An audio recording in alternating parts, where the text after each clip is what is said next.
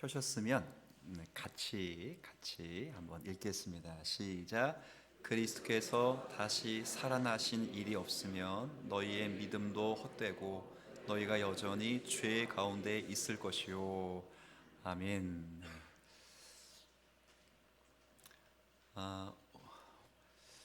하이델베르크 교리문답 새해 들어서도 이어서 이제 계속 하도록 하겠습니다.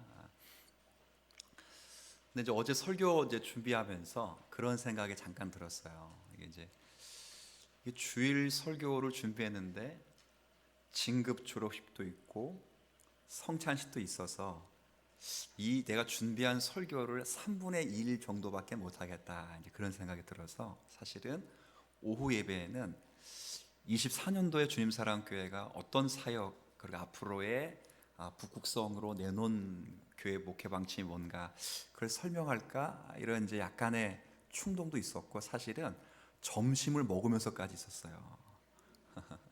그런데 준비한 대로 하는 것이 이제 성령께 순종하는 방식이겠구나 해서 그냥 하도록 하고, 또 기회가 되면 제가 뭐 특강 형식으로라도 언제나 여러분에게 말씀을 드리려고 합니다. 지금 이제 꽤 오랜만에 사실은 이제 교리문답으로 돌아왔습니다. 그렇죠? 우리 지난 한 해는 마지막 주일이 또 송구영신이 있어서 오후 예배가 이제 없었고, 또 그 전에 뭐 이런 식으로 해서는 또 추수 뭐 이렇게 성탄 뭐 이런 것도 있고 있어서 제법 오랜만에 있어서 간략하게 한 1분 정도 개요를 다시 좀 설명해 드려야 될 것 같아요. 하이델베르크 요리 문답은 크게 네 부분으로 되어 있다, 이렇게 말씀드렸어요. 총론과 1, 2, 3부로 되어 있다, 이렇게 말씀드렸어요. 그러니까 총론은 총 128문 가운데 1, 2문이 총론이에요. 총론. 그러니까 총론은 뭐냐 그럴 때 1문이 여기 아까 여러분 예배 시간에 고백했죠. 사람이 제일 되는 그게 아니고 살아서나 죽어서나, 그죠? 사람의 가장 큰 그 위로가 뭐냐 이렇게 물었잖아요. 그래서 이 하이델베르크 교리 문답이 우리에게 주시는 것은 두 글자, 뭘 주기 위해서? 위로를 주기 위해서 하이델베르크 문답이 있구나 하는 것을 알려주는 거예요. 그래서 이 위로가 뭐냐 그럴 때 그 답을 알려주시는 것처럼, 이건 소유가 우리의 위로가 아니라 존재의 귀속의 위로다. 이건 그리스도의 것임을 우리의 위로다. 이 성격을 밝혔어요. 그리고 총론에서 이문에는 이 위로를 알고 죽으려면 몇 가지를 알아야 되느냐, 세 가지를 알아야 된다 설명했거든요. 그게 1부, 2부, 3부로 나눠지는 거예요. 총론이 1, 2문이고, 이제 1부가 위로를 알기 위해서는 3문부터 11문까지가 뭐부터 알아야 되냐면 옛날에 우리의 상태를 알아야 되는 거예요. 그게 죄와 비참할 상태를 모르면, 그렇죠? 얼마나 우리가 구원의 은혜를 받았는지를 모르기 때문에 옛날 상태를 알려주는 거예요. 그게 1부에 있었어요. 3문부터 11문까지가 죄와 비참함을 배웠고, 이제 두 번째, 그 죄와 비참함에서 어떻게 그 다음 구속을 받았는지. 1부는 비참이고 2부는 그래서 구속이에요. 구속 혹은 구원이에요. 이게 가장 길어요. 12문부터 85문까지예요. 그리고 이제 마지막 3부는 86문부터 마지막 128문까지인데, 이건 구원받은 우리가 어떻게 살아야 하는가, 이걸 감사라고 불러요. 감사. 자, 그래서 이게 이제 총 네 부. 하나는 총론, 1부는 비참, 2부는 구속, 3부는 감사. 이렇게 신앙생활이라는 게 그런 거예요. 우리가 사는 목적 총론에서 알고, 그 다음 우리의 옛날 상태 1부에서 깨닫고, 우리의 지금 상태 2부에서 깨닫고 복음에 대해 감사하고, 3부는 그 은혜를 받은 자들이 어떻게 살아야 되는지, 이걸 매일 갱신하는 게 신앙이거든요. 하이델베르크가 그렇게 되어 있다, 이렇게 생각을 하시고, 지금 배우고 있는 부분은 그 가운데 구속, 구원에 대해서 배우고 있어요. 이 구원에 대해 배울 때는 성부, 성자, 성령의 인격과 사역에 대해서 쭉 배우게 되는데, 여하튼 지금 배우고 있는 부분이 어디냐? 예수 그리스도 성자의 인격과 성자의 생애와 성자 하나님의 사역에 대해서 배우는 거예요.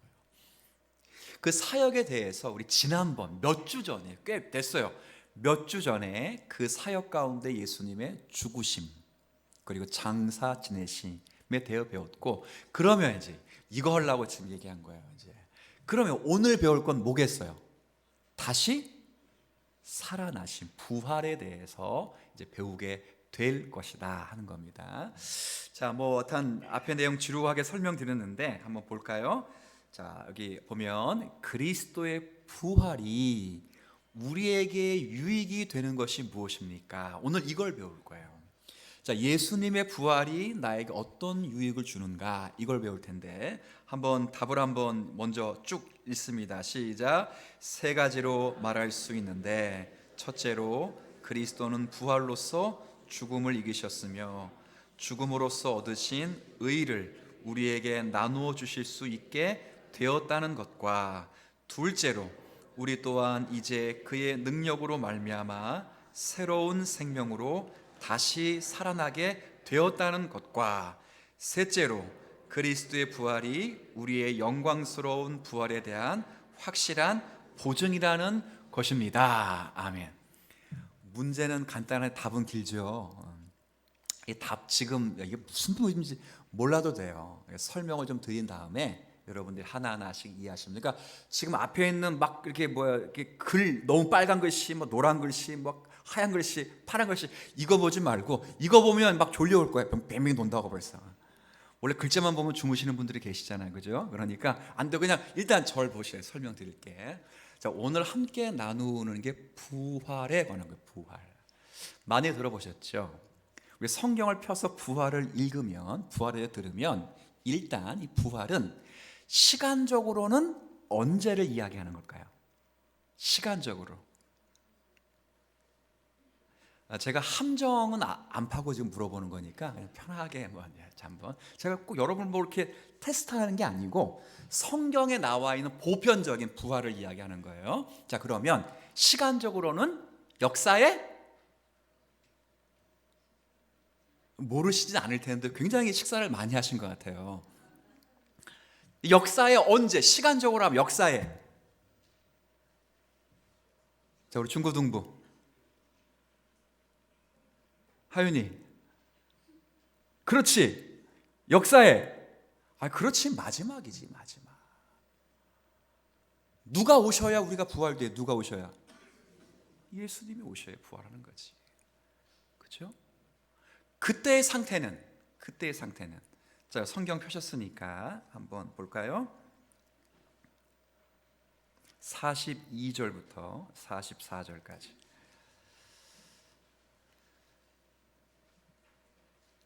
제가 한번 읽어볼게요. 그때의 우리의 부활의 몸이 어떤 몸인지 한번 제가 읽어드리겠습니다. 죽은 자의 부활도 그와 같으니 그때 마지막 때 예수님이 재림하시면 부활체를 입게 될 우리의 상태가 어떤 것인지. 자, 썩을 것으로 심지만 썩지 아니할 것으로 다시 살아날 거예요.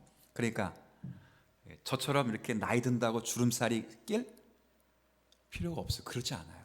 그런 몸이 아니라는 거예요. 두 번째, 43절에 있는 것처럼 욕된 것으로 심고 어떤 것으로? 죄를 생각하지도 않는 몸이에요. 그렇죠?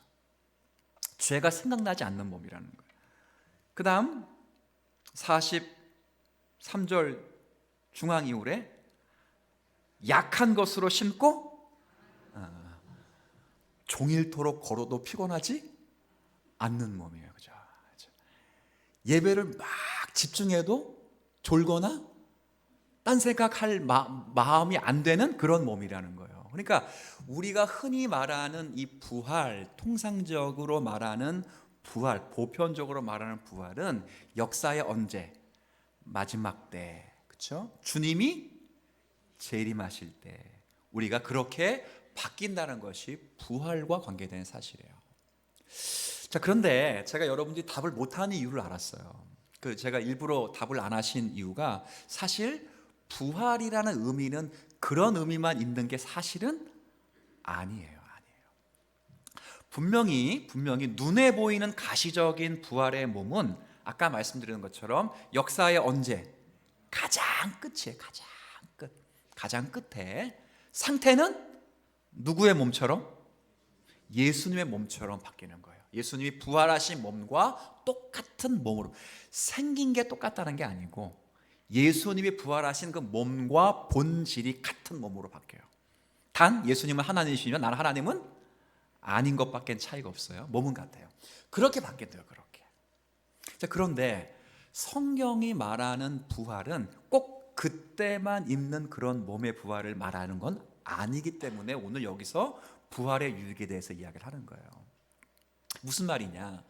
성경에 말하는 부활은 다시 산다 이런 의미예요. 다시 산다. 맞죠?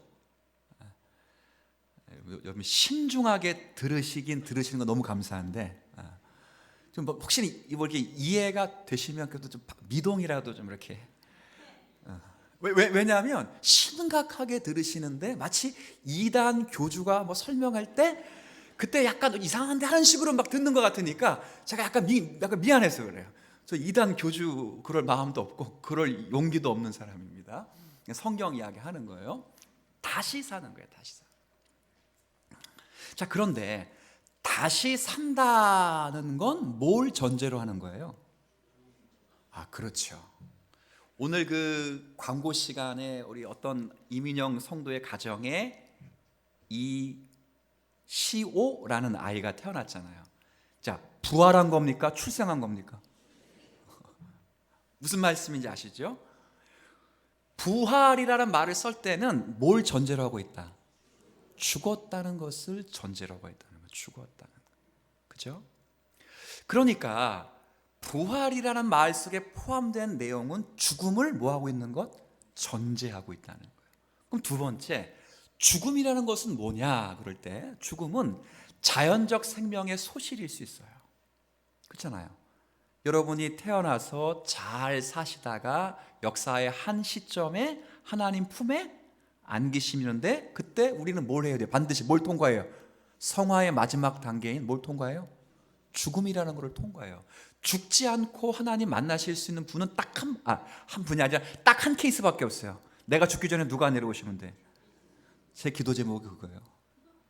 제 죽기 전에 죽는 거 싫잖아요, 그죠? 죽음이라는 고통을. 그러니까 그런 기도 제목 가지고 있을 수 있어요. 그때마다 이제 주님이 응답하시는 게 뭐예요? 네 때 오면 네 다음 세대는 묻는 거죠. 그러니까 그런 것 꿈을 꾸진 않지만, 그렇죠? 반드시 죽음을 거쳐야 하늘나라에 갈 수 있는 거예요. 그럴 때 죽는 자연적인 죽음이 있지만 성경은 놀랍게도 죽음을 육체의 자연적인 소실로만 보지 않아요. 자, 성경 한번 우리가 너무도 잘 아시는 말씀이지만 그래도 한번 펴보겠습니다. 에베소서 2장 한번 가볼게요. 자, 에베소서 2장.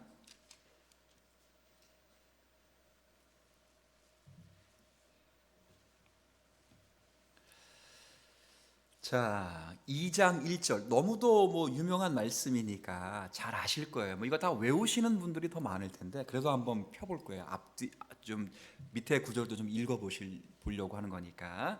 자, 일단 한번 1절 에베소서 2장 1절 펴셨으면 한번 좀 읽겠습니다. 시작. 그는 허물과 죄로 죽었던 너희를 살리셨도다. 이때 그는이 누구예요? 그는.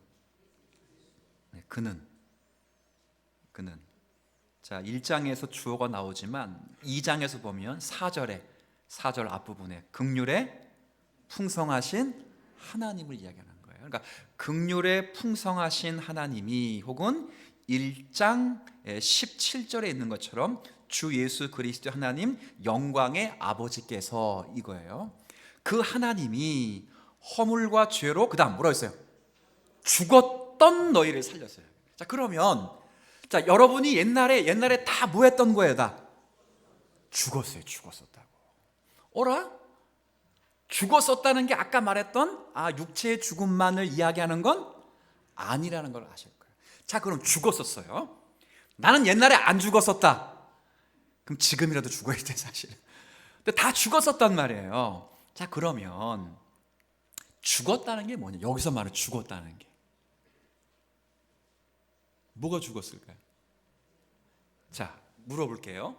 육체가 죽었다는 걸까요? 아니, 그럼 두 번째, 영혼이 죽었다는 걸까요?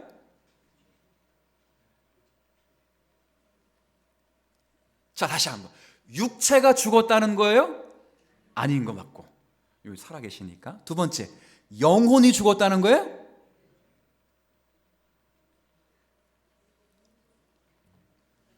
다시 중고등부. 중고등부가 더 잘하네. 영혼이 죽었다는 거예요? 전도사님 코치하지 마시고. 영혼이 죽었다는 게 아니에요. 영혼은 한 번 창조되면 죽지를 않아요. 영혼이 어떻게 죽어요? 영혼은 한 번 나에게 창조되면, 내가 육신의 소실이 되면 그 영혼은 내가 이 땅 가운데 예수님을 알 경우는 어디로 갈까? 천국으로 가고, 그렇죠? 내가 예수님을 모를 경우는 그 영혼은 어디로 가요? 지옥으로 가요. 그러니까 영혼은 죽을 수가 없어요. 영혼은 죽지 않아요. 죽음은 이 영혼과 육체가 뭐 하는 거예요? 성경적 정의는 분리예요. 분리. 이건 무슨 분리를 보여주냐면 영적인 죽음을 보여주는 거예요. 하나님과 우리 사이가 죄로 말미암아 뭐 했다는 거? 분리, 이탈, 단절. 성경에 말하는 죽음은 단절이에요. 단절. 그렇죠? 그래서 성경에 말하는 죽음은 영혼과 육체가 단절되는 것, 곧 분리되는 것이고, 이게 자연적 생명의 죽음이고, 여기에 죽었다는 건 영혼이 죽었다는 게 아니고, 한번 따라해 보시죠. 지금부터 잘 따라하셔야 돼요.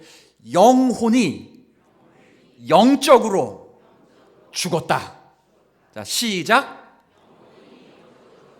네. 영혼이 죽었다 그러면 이교가 뭡니까? 다른 교회, 기독교가 아니라는 거예요. 여러분 지금 거의 대부분이 영혼이 죽었다고 대답하셨는데, 지금까지 기독교를 믿고 있는 게 아니에요. 지금 뭐 믿고 있었어요 여태까지? 목사님 저 장로인데요, 권사인데, 안 믿고 있었던 게 아니었다니까. 영혼이 어떻게 영혼이 죽어요? 성경에 어떻게 영혼이 죽는다고 있어요? 영혼이 어떻게 죽었다고요? 영적으로 죽었다는 거예요. 영적으로 죽었다는 건 영혼이 있으니까 우리가 살잖아요. 동물엔 영혼이 없습니다. 그러니 감각에 의존합니다. 감각. 그런데 영혼이 있는 인간은 그 사람이 구원을 받든 안 받든 간에 지정의라고 하는 인격이 있어요. 동물은 인격이 없어요. 영혼에게는 영혼이 있다는 건 인격이 있다는 것인데, 동물엔 인격이 없어요. 그런데 인간에게는 영혼이 있기 때문에 인격이 있단 말이에요. 생각하고 느끼고 결단하고 따라갈 수 있고 순종할 수 있는 지정의가 있어요. 그러니까 인간에게는 모두가 있어요. 만약에 영혼이 죽었다 그러면 예수 믿지 않는 사람들은 그냥 이러고만 살아야 돼. 그냥 먹는 거 끝나는 거야. 뭐 비전 이런 말 못해. 동물이 비전 봤어요? 동물의 비전. 동물이 문화를 뭐 개발하거나 게임을 개발하거나 그런 거 봤어요? 근데 지금 살아나는 거 보면 뭐 게임도 만들고 문화도 만들고 노래. BTS 좋아하죠? 안 좋아요?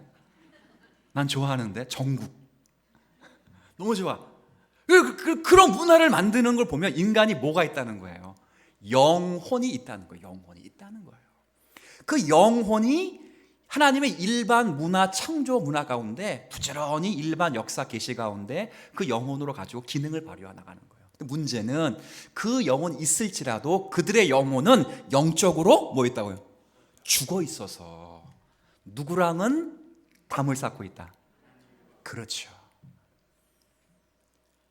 똑같이 하나님에 대한 이야기를 하는데 우리들은 그 하나님에 대한 이야기를 듣고 감사할 수 있고 예배할 수 있고 반응할 수 있지만, 영혼이 있다 치더라도 그 영혼이 영적으로 죽은 사람은 하나님 이야기해도 그냥 뭐 그런가 보다 그런 거예요. 그래서 똑같이 성탄절을 보내는데 누구는 쇼핑센터에서 보내고 누구는 휴양지에서 보내고, 누구는 어디서 보내? 여러분 어디서 보내셨어요? 감사합니다. 혹시 뭐 휴가지에서 저 발리에서 보내신 분들 계실 수도 있을 수 있는데, 우리는 그렇지 않잖아요. 왜 그래요? 똑같은 휴일인데 영적으로 하나님과 다시 회복돼서 살았다는 거예요. 자, 그렇게 살 때 그런 생명을 무슨 생명이라 부르는 거야? 따라합시다. 부활 생명 혹은 새 생명. 혹은은 안 따라도 돼요. 새 생명이에요. 새 생명. 부활 생명 혹은 새 생명. 사죄, 칭의, 그 다음 새 생명. 그럴 때 그 새 생명이 새롭게 생명을 받았다 그래서 무슨 생명? 부활 생명이라고 부른다고요. 자, 이해되셨죠? 부활체는 분명히 말합니다. 부활체는 예수님이 마지막 때에 오셔야 우리가 부활의 몸을 입는 건 맞지만, 부활 생명은 그때 누리는 게 아니라 지금 누리고 있어서, 예수님 뭐라 했어요? 영생을, 살아서 나를 믿는 자는 영원히 죽지, 영혼이 죽지 않는다. 영원히 죽지 않는다. 이건 지금 영생을 이미 누리고 있다. 받았다는 거야. 받았다. 부활체를, 그러니까 부활체는 나중에 받겠지만 부활 생명은 지금 이미 받았다는 거예요. 약간 이제 끄덕끄덕거리면 점점 줄어들고 있습니다. 스르르 눈이 감기면서 이제 중고등부는 제 이야기가 이해가 좀 돼요? 이해가 돼? 안 돼? 그래요. 어릴 때부터 배우는 거 복 있는 거야. 고마워요. 딱 여기 앉으니까 내가 힘이 나네. 그런 거예요. 자, 어디서 한번 찾아볼 수 있냐면 요한계시록 20장을 한번 더 가봅시다. 요한계시록 20장. 자, 한번 마지막 성경 20장이니까 볼게요.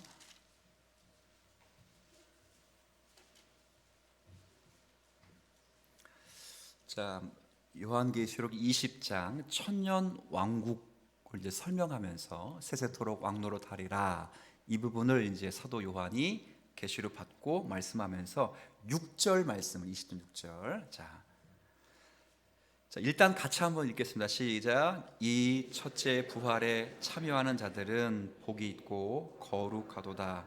둘째 사망이 그들을 다스리는 권세가 없고 도리어 그들이 하나님과 그리스도의 제사장이 되어 천년 동안 그리스도와 더불어 왕 노릇하리라. 아멘.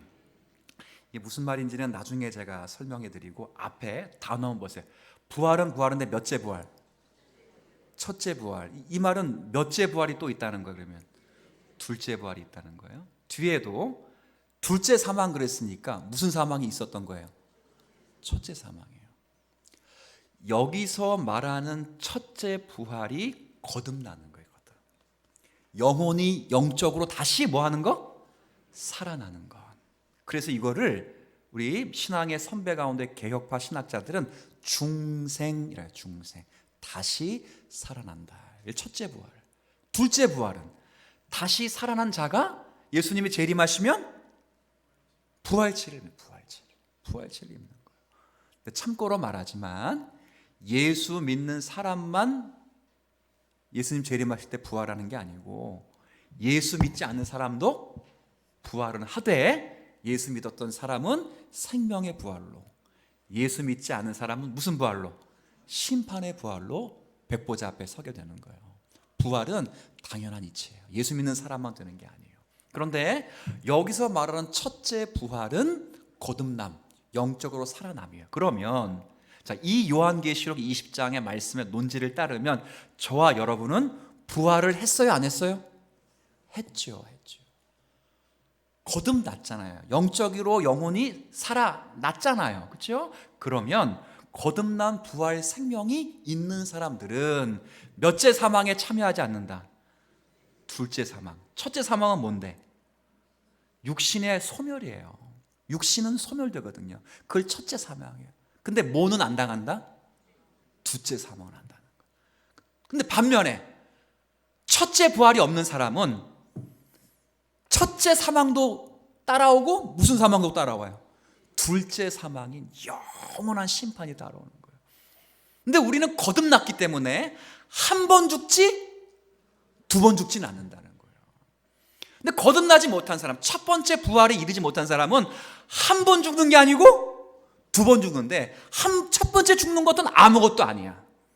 두 번째 죽는 거 진짜 죽는 거야. 진짜 엄청 무서운 거야. 근데 우리는 거듭났고 부활했기 때문에 첫 번째 죽음은 죽을 수 있어도 영원한 심판, 최후 심판은 받지 않는다 하는 것을 이야기를 하는 거예요. 제가 여러 구절을 읽었지만 말씀드리고 싶은 건 우리는 이미 부활 생명을 가지고 있다. 자, 그럼 묻는 겁니다. 묻습니다. 여러분은 부활하셨습니까? 라고 물으면 뭐라고 대답하실 거예요? 일단 아멘, 네 이러대. 그게 무슨 말이에요? 그러면 이 말은 부활 생명을 얻었고 주님 재림하실 때 부활체로 완전히 거듭날 것입니다. 이렇게 대답하면 돼요. 더 줄어들었어요. 자, 이제 무슨 말씀인지 이제 아셨을 것 같아요. 그거 이야기예요. 그거. 그래서 예수님이 부활하셨다는 게 무슨 유익이 되느냐 그럴 때 세 가지 유익이다. 하나는 예수님의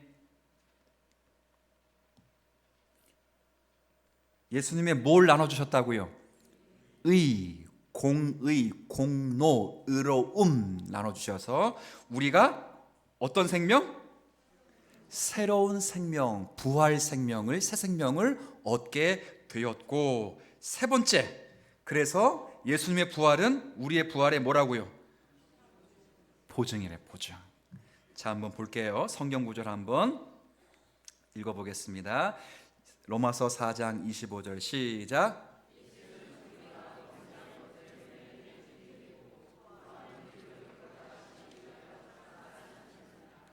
네, 우리를 범죄한 것 때문에 내줌이 되고 우리를 뭐 하시기 위해서? 그렇죠. 우리가 더 이상 죽음의 죄에 갇히지 않도록 하시기 위해서 사망 권세를 깨셨다는 거예요. 사망아, 너의 쏘는 것은 무엇이냐? 아까 고린도서 15장에 나와 있는 표현이에요. 너의 쏘는 것이 무엇이냐? 사망이 쏘는 것은 뭐예요? 사망이 여러분을 막 죽이려고 하는 게 뭐예요? 죄요, 죄. 죄의 권능은 율법에서 나오는 거예요. 그 죄가 여러분을 죽인다고요. 그런데 그 여러분을 죽이는 그 죄를 위하여 죽으시고 다시 살아나셨기 때문에 사망이 여러분을 아무리 꼬챙이로 가지고 막 창으로 가지고 죽으라고 막 죽여도 찔러도 쏴도 우린 죽지 않는다. 왜? 예수님이 나와 함께 죽으시고 나와 함께 부활하셔서 당신의 의로움을 우리에게 주셔서 새로운 생명이 되게 하셨기 때문이다 하는 거예요. 얼마나 감사합니까? 그러니까 그리스도와 함께 죽고 그리스도와 함께 살아난 성도니 얼마나 큰 은혜를 주는지 몰라요. 그러니까 여러분들에게 감사하게 생각할 것이 뭐냐면 이제 살아가면서 사실은 공존이라는 게 있어요. 새 생명과 옛 생명이 내 안에서 막 다툼을 합니다. 그러면 그 사도 바울이 말하는 것처럼 나를 죄의 구렁텅이로 막 몰아가면서, 그렇죠? 사망의 몸이 왕노릇하는 것처럼 보일 때가 있어요. 그래서 바울이 로마서 5장 7장 25절에 표현 것처럼 오라 나는 곤고한 자로다. 이 사망의 몸에서 누가 나를 건져내 막 탄식한단 말이에요. 근데 8장 바로 넘어가면 그러나 그리스도 예수로 말미암아 하나님께 뭐 한다고요? 감사한다. 그 왜 그러느냐? 예수 그리스도 안에 있기 때문에 그래요. 그러니까 결코 사망이 여러분을 쏘거나 죽일 수 없는 이유는 간단해. 예수님이 우리의 죄를 위하여 죽으셨을 뿐 아니라 사망이 쏘는 그 죄의 권능에 갇혀 있는 분이 아니라 그걸 이기시고 사망을 이기시고 죽은 자 가운데 뭐 하셨기 때문에 부활하셨기 때문에 우리가 예수 그리스도로 말미암아 승리하는 사람이 되었다 하는 거죠. 감사하죠, 감사. 그럼 마지막에는 아까 의를 주시고 새 생명을 누렸지만 마지막에 보면 우리에게 부활의 보증이 된다. 이런 말씀이 있어요. 제가 한번 요거 자 시간 관계상 지나가겠습니다.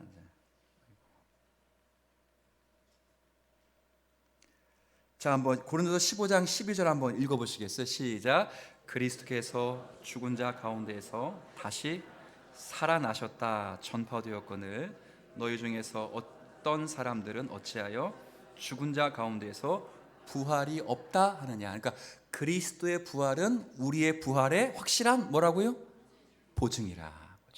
성령께서 우리에게 보증으로 와 계신 것처럼 우리의 몸의 구속, 온전한 구속을 하나님이 이루셨다는 것을 확신케 하시기 위해서 보증으로 성령을 보내주신 것처럼 예수님의 부활은 우리가 부활될 것을 보증하는 것이다 하는 거예요.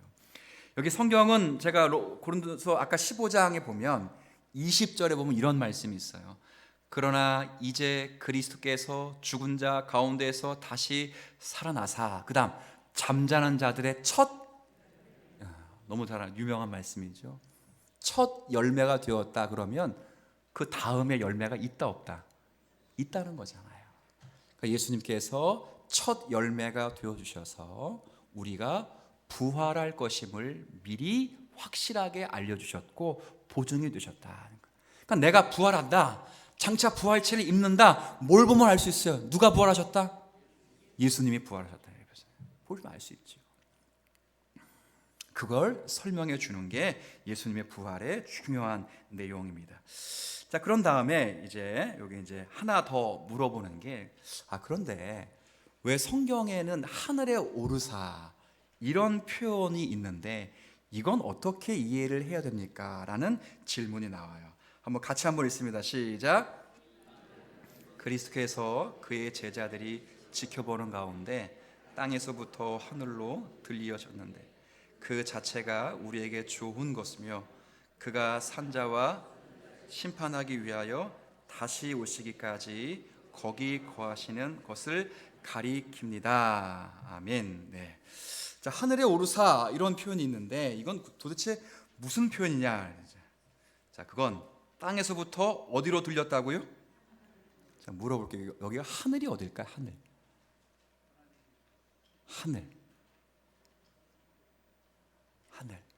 성경에 하늘이 세 가지가 나와요. 세 가지. 첫째는 공중 나는 새를 보라 할 때 그 하늘. 그러니까 요 위겠죠, 위. 그렇죠? 근데 또 하나가 또 나와요. 별들이 있고 해와 달이 있는 무슨 하늘? 우주가 나와, 우주. 근데 또 하나가 나와. 이 하늘은 첫째 하늘, 둘째 하늘 이렇게 표현하지 않고 사도 바울이 고린도서에 표현했어. 나는 몇째 하늘? 셋째 하늘, 셋째 하늘. 그 셋째 하늘이 여기예요. 그 셋째 하늘이 어디죠? 천국이라 부르는 정확한 표현은 낙원이에요. 낙원. 요한계시로 말하는 새 예루살렘을 가리키는 거예요. 바로 거기예요. 거기로 올라가셨다는 거예요. 요 위에 계신 것도 아니고 우주에 계신 것이 아니고 몇째 하늘로 올라가셨다고요? 셋째 하늘로 올라가셨는데 왜 눈으로 보이게 부활체니까 눈으로 보이게끔 올라가셨는데 왜 올라가셨는가? 여기 보면 우리에게 그다음 뭐 하기 위해서? 좋게 하기 위해서. 우리에게 좋게 하기 위해서. 뭐 때문에 우리에게 좋게 하시는 건가? 한번 성경 구절 몇 구절 한번 제가 읽어보겠습니다. 네. 자, 일단 히브리서 4장 14절 한번 같이 읽습니다. 시작. 그러므로 우리에게 큰 대제사장이 계시니 승천하시니 곧 하나님의 아들 예수시라. 우리가 네, 아멘. 믿는 뭐요? 도리. 하늘 보좌 우편에서 우리의 믿는 도리가 되어 주셨을 뿐만 아니라 우리에게 좋은 게 뭐냐? 이거예요, 이거. 가장 중요한 거. 함께 읽어볼까요? 시작. 그러므로 자기를 힘입어 하나님께 나아가는 자들을 온전히 구원하실 수 있으니 이는 그가 항상 살아계셔서 그들을 위하여 여기서 뭐가 중요할 것 같아요? 살아계셔서 항상 살아계셔서 우리를 위하여 뭐 하신다? 하늘 보좌에 계셔서, 셋째 하늘에 계셔서 우리를 위해 친히 간구하, 그러니까 우리에게 유익이 되는 거예요. 그러니까 오늘 우리가 살아가면서 여러분들이 진짜 생명 유지하고 주님 믿고 신앙생활 할 수 있는 건 딱 다른 게 아니라, 주님이 굳건히 우리에게 믿는 뭐가 되셨기 때문에, 도리가 되셨고 구원이 되셨기 때문이고, 그분이 우리를 위하여 뭐 하시기 때문에 지금도 간구하시고 중보하시기 때문에 그렇다. 그러니까 우리의 유익을 위해서 하늘 보좌로 올라가셨고, 주님은 거기로부터 다시 오시고 거기 거하시는 것이다. 이렇게 성경이 이제 이야기를 하는 겁니다.